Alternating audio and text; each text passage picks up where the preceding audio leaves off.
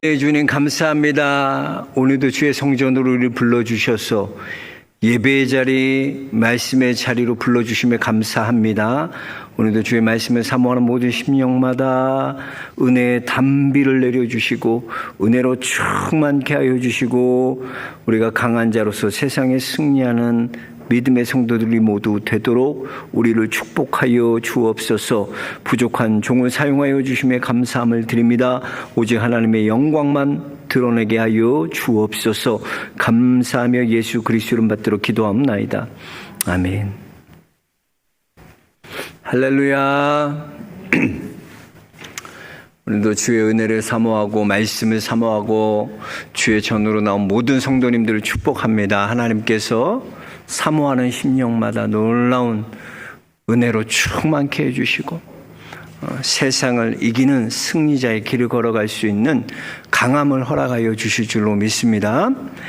지난 시간 우리는 하나님의 절대적인 주권을 통해 이 예정된 구원이 어떤 것인지 그 예정론에 대해서 함께 말씀을 나눴습니다. 그리고 오늘 이 시간에는 이 예정론만큼이나 어렵고 중요한 신학적인 사상을 함께 같이 나눌 텐데 그것은 남은 자 사상에 대한 말씀입니다. 참 로마서가 딱딱하고 어려운 것은 이렇게 우리의 감정이나 우리의 이성으로는 이해되지 않는 도무지 납득되지 않는 그런 말씀이 선포되기 때문입니다. 이 남은 자 사상도 마찬가지입니다. 오늘 사도 바울은 구원에 대한 또 다른 시각을 우리에게 소개하고 있는데요. 그것이 바로 뭐냐? 남은 자에 대한 사상입니다. 남은 자 사상. 오늘 말씀에 보면 두 명의 선지자가 나오죠. 두 명의 선지자의 말씀을 인용하는데 하나는 호세아고 하나는 이사야입니다. 이 두 명의 선지자들의 말을 인용하여 이 남은 자 사상에 대해서 바울은 설명해 주고 있습니다. 성경에 보면 이 이름이 아주 유사한 사람의 이름이 세 명이 등장하는데 호세아, 여호수아, 예수입니다. 신약의 예수님 모두 다 뜻이 뭐냐? 구원자라는 뜻을 가지고 있습니다. 호세아도 구원자고 여호수아도 구원자고 예수님도 그들의 죄에서 구원할 백성을 구원할 구원자가 되시는 구원자.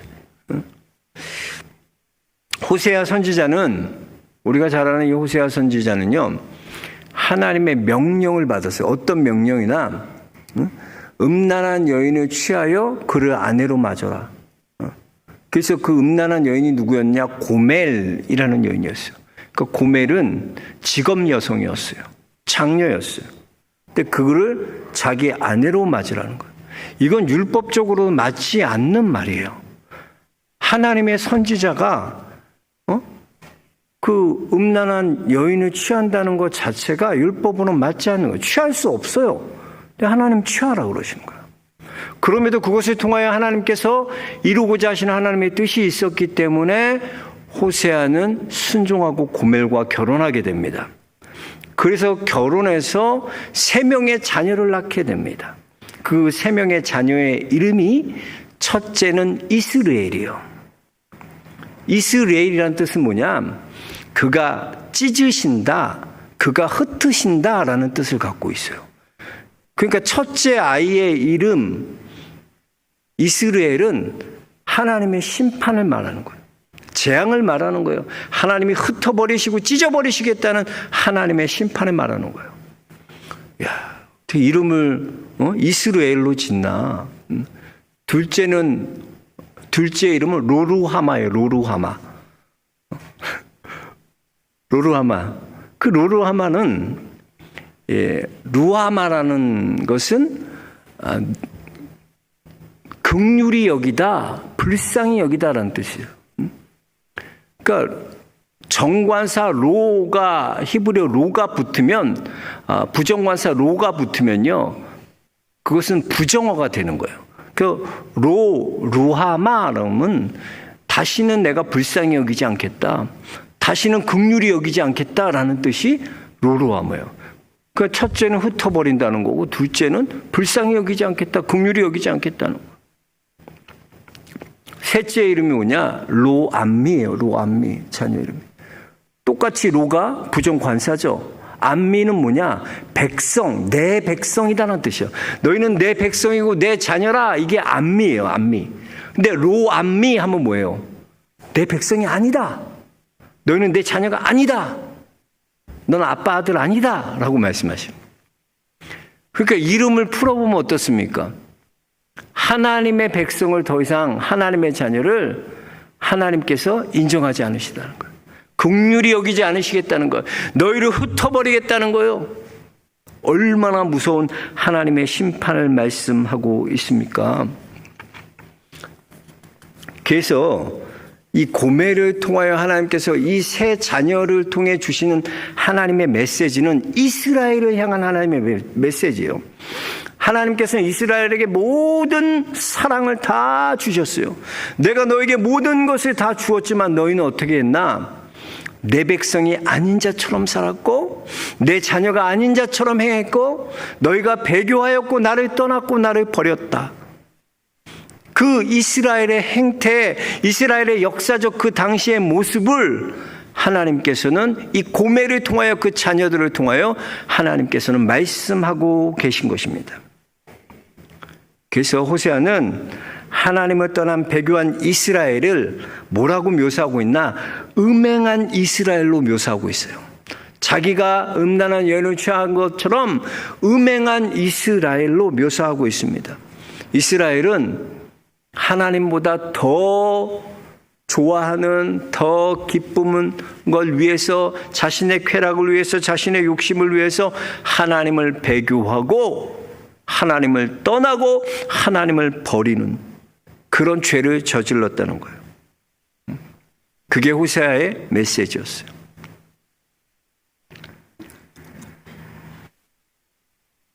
또 이사야는 어떻습니까? 이사야는 이 말씀은 이사야 10장 말씀을 인용한 말씀인데 한번 찾아볼까요? 이사야 10장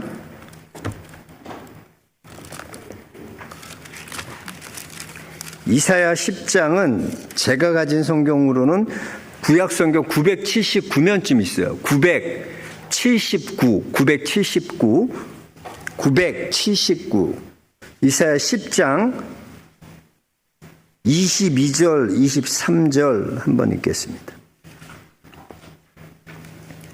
자, 다 찾으셨어요? 22절 23절 같이 읽겠습니다. 이스라엘이여 내 백성이 바다의 모래 같을지라도 남은 자만 돌아오리니 넘치는 공의로 파멸이 작정되었습니다. 이미 작정된 파멸을 주 만군의 여호와께서 온 세계 중에 끝까지 행하시리라. 아주 무서운 말씀이에요. 자, 무슨 말입니까? 여기서 보면 남은 자들을 통해 하나님의 사랑을 드러내시는데 남은 자만 돌아온다고 말씀하셨어요. 그럼 나머지는 어떻게 되나? 그들은 다 멸망하게 되어 있어요. 그들은 공의와 파멸이 작정되어 있다고 말씀하고 있어요. 무슨 얘기냐? 이스라엘이 다 포로로 끌려가지만 그 중에 어떤 자들만 돌아오게 되나? 남은 자들만 돌아온다는 거야. 나머지는 그럼 다 어떻게 되나? 공의와 파멸로 심판이 작정되어 있다는 거예요. 하나님께서는 철저하게 남은 자만 돌아오게 하시고 나머지는 심판하신다는 거예요. 완전하게 심판하신다는 거예요. 불순종한 자들이 받아야 할 철저한 대가를 이사야는 말씀하고 있는 거예요. 나머지는 다 하나님께서 남은 자만 돌아오게 하시고 남은 자는 약속된 그들만 돌아오게 하신다. 나머지는 다 심판받는다. 자, 그러면 보세요. 호세아를 통해서도 또 이사야를 통해서도 공통적으로 하나님께서 말씀하여 주시는 것이 무엇입니까?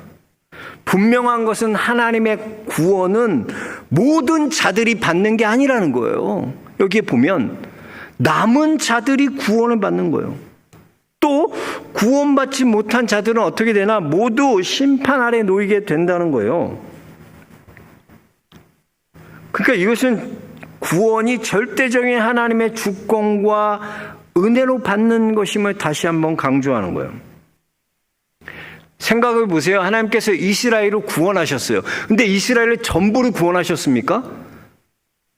200만 명이 다 하나님의 약속의 땅에 들어가요? 그렇게 되지 않아요. 남은 자들만 들어갔어요. 1세대들은 다 거기서 죽었다니까요. 다 구원받지 못했다는, 하나님의 약속의 땅에 들어가지 못했다니까요. 여호수아, 갈렙과 2세대들, 출애굽기 2세대들만 하나님의 약속의 땅, 구원의 땅에 들어가게 되는 겁니다.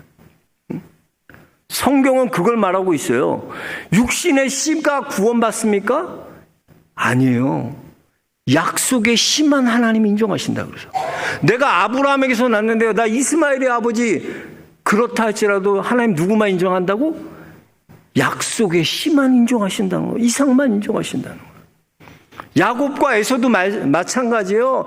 야곱과 에서 다 아브라함의 자손이라고 얘기하지만 누구만 인정받는다? 야곱은 내 씨라는 거예요. 내 씨. 약속의 아들이라는 거예요. 아브라함의 자손이라고 다 구원받는 게 아니라는 거예요.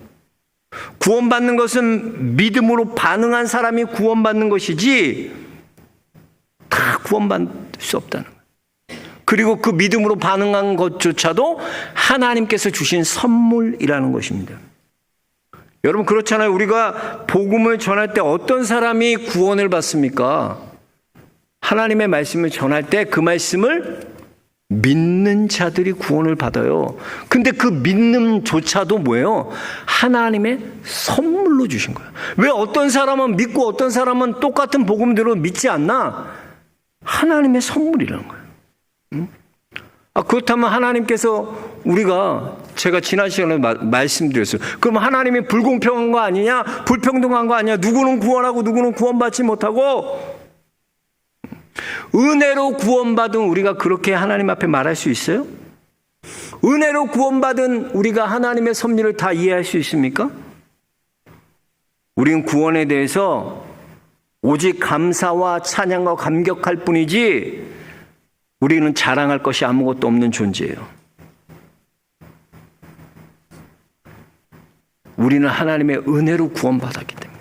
그러니까 남은 자가 은혜로, 하나님의 은혜로 남은 자지, 그들이 공의롭고 그들이 무슨 노력했기 때문에 하나님이 남겨두신 게 아니라는 거예요.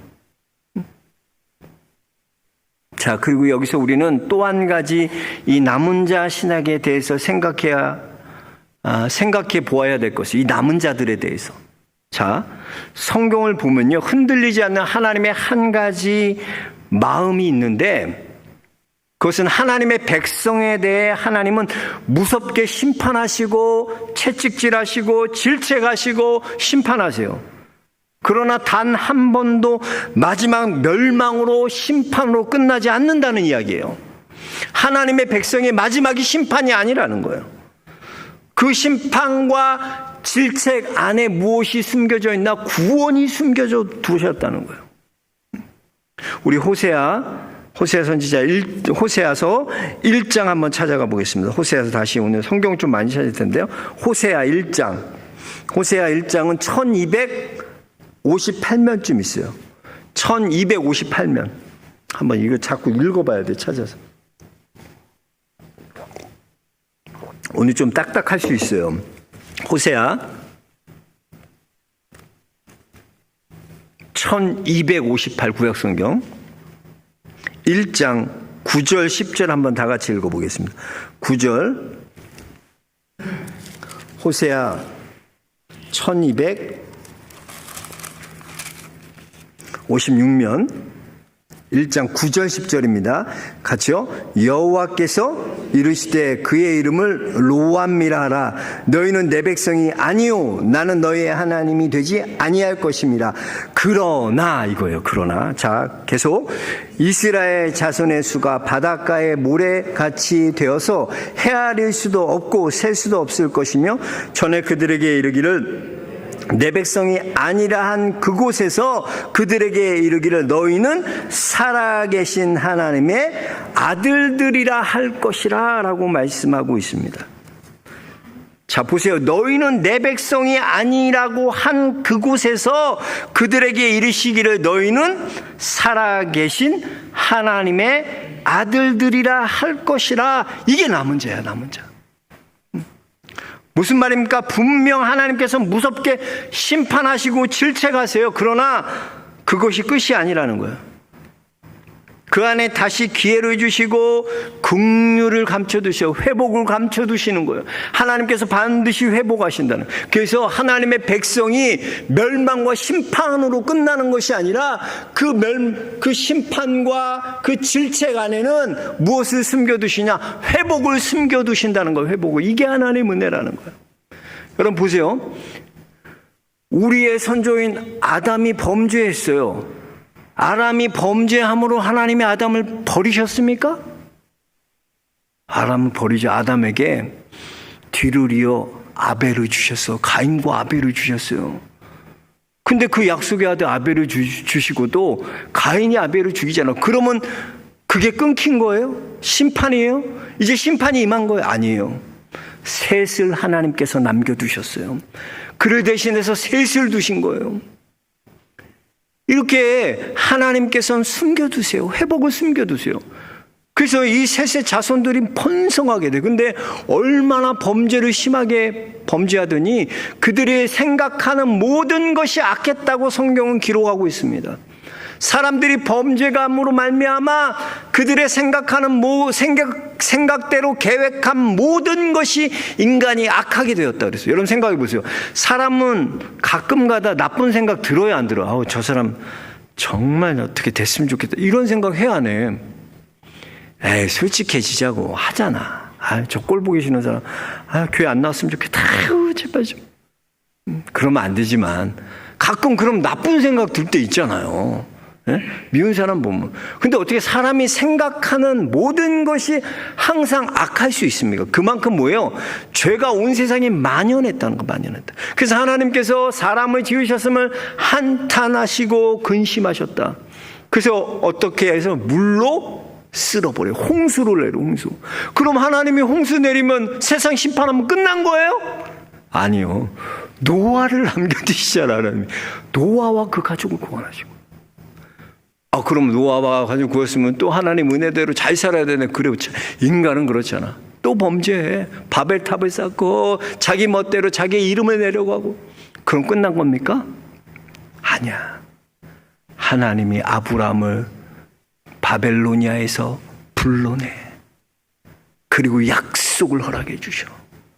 하나님께서는 심판으로 끝나는 게 아니에요. 믿음의 사람들, 하나님의 백성들은 심판으로 끝나는 게 아니라 그 안에 숨겨진 회복이 있는 것이에요. 하나님께서는 이스라엘의 하나님의 백성이 이렇게 범죄했을 때 그들을 포로로 끌려가고 망하게 하셨어. 그럼 끝나는 거예요? 그게 아니라는 거야. 남은 자들이 있다는 거야. 남은 자들. 다시 돌아온 그 자들이 있다는 거다.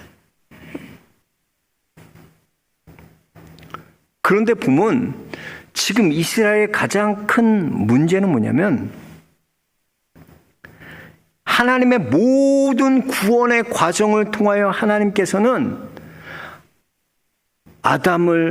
아담에게 또 셋에게 또 노아에게 아브라함에 이런 은혜를 베풀어 주셨어요. 근데 그들이 은혜 받고 택함 받은 것이 그들의 어떤 공로입니까? 아니면 하나님의 은혜입니까? 철저한 하나님의 은혜로 그들을 택하셨다는 거예요. 그들은 아무 자격이 없어요. 아브라함이 무슨 구원받을 만한 자격이 있어서 하나님 부르신 게 아니라는 거예요. 착각하면 안 돼.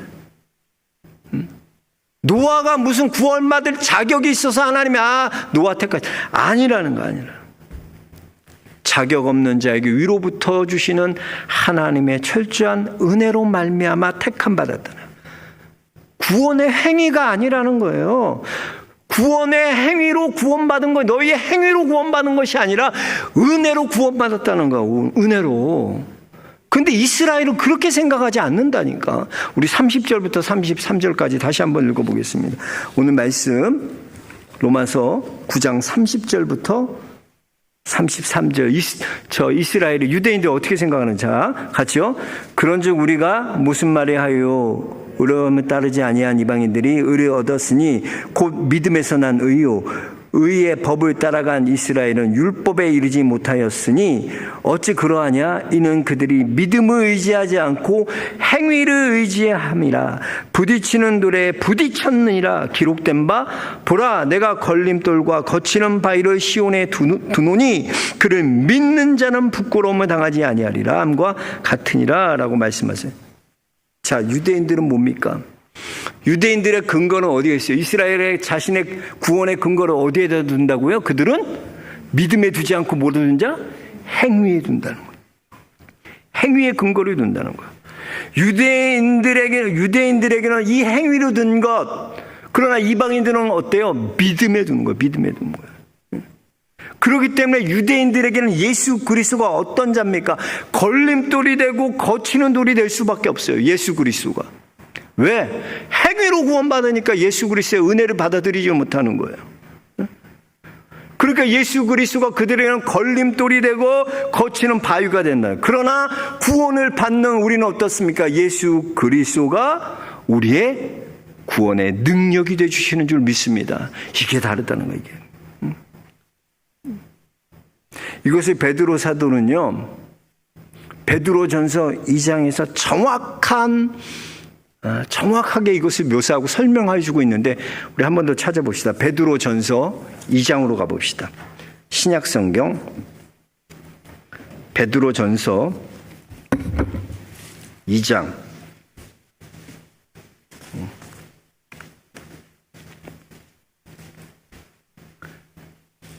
379면쯤 있어요. 신약성경 379 베드로전서